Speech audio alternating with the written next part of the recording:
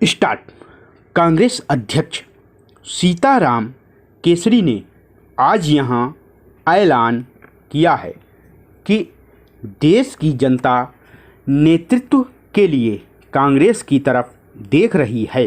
देश एक बड़े संकट के दौर से गुजर रहा है। श्री केसरी ने यह बात आज संपन्न हुई 20 प्रदेशों के अध्यक्षों की एक बैठक में कही। उनके इस ऐलान और सम्मेलन में हुई चर्चा से आज यह साफ जाहिर हो गया है कि संयुक्त मोर्चे की वर्तमान स्थिति को देखते हुए पार्टी ने अपनी भावी राजनीतिक तैयारी शुरू कर दी है। फिलहाल कांग्रेस में इस मुद्दे पर तेजी से विचार विमर्श शुरू हो गया है कि केंद्र में कभी भी अस्थिरता की स्थिति पैदा हो सकती है।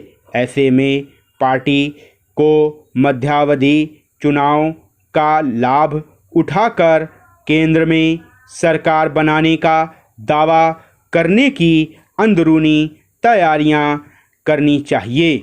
मध्यावधि चुनावों के बारे में पूछे गए सवाल पर पार्टी प्रवक्ता ने भी स्पष्ट इनकार करते हुए कहा कि स्थिति बहुत नाजुक है, इसलिए वे फिलहाल कोई टिप्पणी इस बारे में नहीं करेंगे।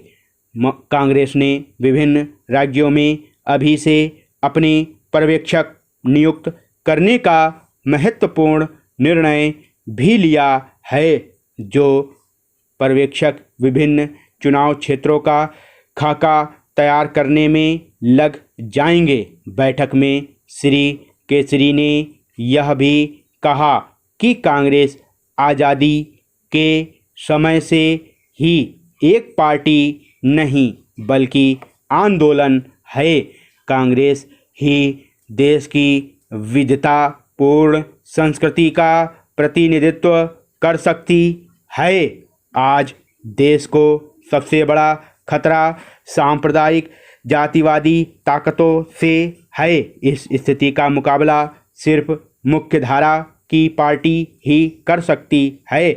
इस पार्टी की दूसरी सबसे बड़ी विशेषता यह है कि पार्टी पर जब भी कोई संकट रहा उस समय पार्टी की एकता और ज़्यादा बढ़ जाती है। उन्होंने कहा कि कुछ समय पूर्व मोर्चा सरकार से समर्थन वापस लेने के बाद सब यही कह रहे थे कि कांग्रेस टूट सकती है, परंतु ऐसा नहीं हुआ। बैठक में सभी प्रदेश कांग्रेस अध्यक्षों तथा श्री केसरी ने पार्टी को मजबूत करने की भावी रणनीति के बारे में सुझाव दिए। प्रदेश कांग्रेस समिति के वित्तीय कार्यप्रणाली को सुधारने पर चर्चा हुई। तब भी श्री केसरी ने सुझाव दिए कि प्रत्येक प्रदेश कांग्रेस समिति को जिला कांग्रेस ब्लॉक समितियों के कार्यों की समीक्षा कर उनकी निगरानी करनी चाहिए।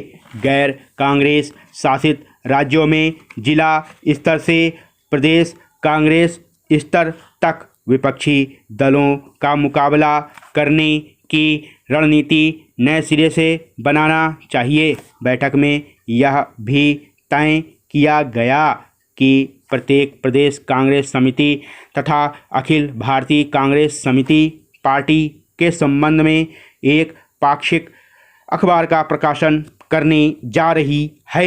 यह उनकी पार्टी के लिए अच्छी बात है। यह महत्वपूर्ण निर्णय भी लिया गया कि कलकत्ता में कांग्रेस का जो अधिवेशन अगस्त में होने जा रहा है उसके बाद विभिन्न राज्य में सम्मेलन किए जाएंगे। महोदय, सबसे पहले मैं आपका ध्यान देश के विकास के संबंध में खींचना चाहता हूँ। हमारे देश के विकास में आज जो बाधा आ रही है शायद जनसंख्या वृद्धि हो सकती है। आज देश के विकास में बढ़ती हुई जनसंख्या एक अवरोध उत्पन्न कर रही है। अतः जनसंख्या वृद्धि पर हमारा नियंत्रण करना देश की सबसे बड़ी आवश्यकता है। यदि परिवार में महिला शिक्षित होगी तो उन्हें इस बात का महत्व मालूम हो सकता है कि परिवार सीमित रखने से हमें कौन कौन से लाभ हैं और सीमित परिवार रखने से हमारी आर्थिक समस्याओं का समाधान किस प्रकार से हो सकता है। इसलिए हमें शिक्षा पर ज़्यादा जोर देना चाहिए। निरक्षरता के अनेक कारण हो सकते हैं, जिसमें से प्रथम तो यह है कि माँ बाप के पढ़े लिखे न होने पर बच्चे भी प्रायः निरक्षर रह जाते हैं। यह बात हमें स्वीकार करना पड़ेगी कि इस तरह संपूर्ण देश में माता पिता की निरक्षरता लाखों बच्चों के निरक्षर होने का कारण हो सकती है। दूसरी बात यह है कि जनसंख्या की तीव्र वृद्धि और निर्धनता को भी उसके लिए जिम्मेदार ठहराया जा सकता है।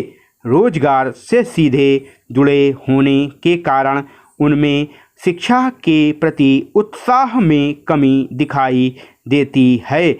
इस संबंध में एक बात तो यह भी है कि अंग्रेज भारत से जाने के पहले जिस शिक्षा पद्धति को यहाँ पर छोड़ गए थे, उस पद्धति ने जनसंख्या बढ़ने में कम योगदान नहीं दिया है।